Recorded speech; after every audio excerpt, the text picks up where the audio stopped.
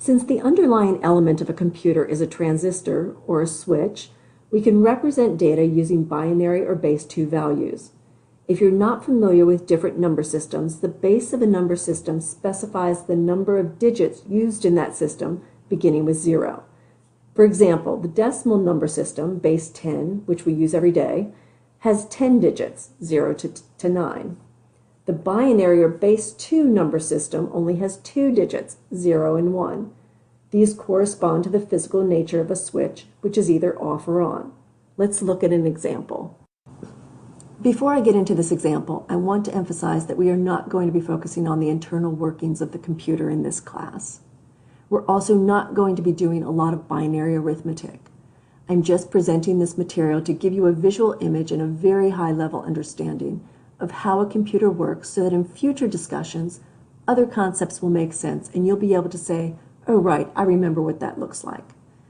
So in this example, I'm going to represent the number 227 in both base 10 and base 2 using positional notation.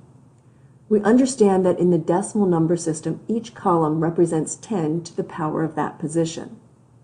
So beginning at the far right of the table on the top, we have 10 raised to the power of 0, giving us the ones column, since any number raised to the power of 0 is 1, a tens column, 10 raised to the power of 1, and a 100ths column, 10 raised to the power of 2.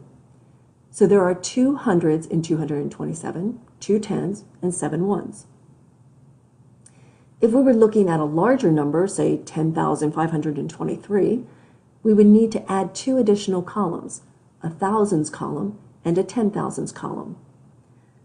To represent 227 in base 2, we need 8 columns, a ones column, 2 to the power of 0, a twos column, 2 to the power of 1, a fours column, an eights column, a 16s column, a 32s column, a 64s column, and a 128ths column. To represent 227, we need exactly 1 128, 1 64, 1 32, 0 16s, 0 8s, 0 4s, 1 2, and 1 1.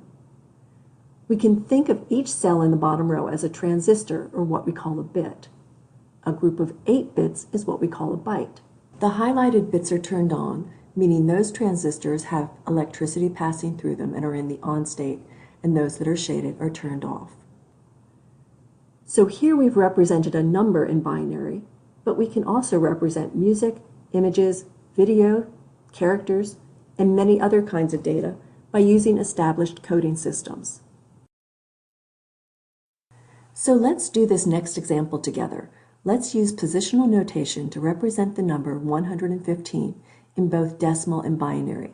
In the decimal number system, we need exactly 100, 110, and 5 ones.